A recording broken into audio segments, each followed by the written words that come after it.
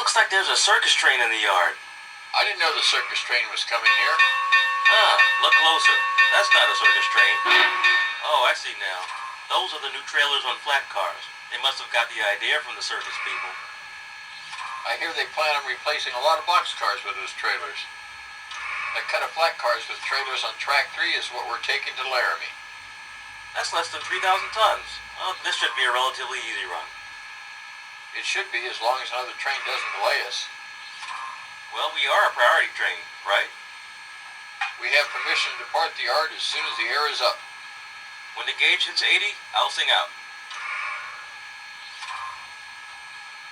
Just let me know when you have 80 pounds air pressure. You singing is not required nor desired.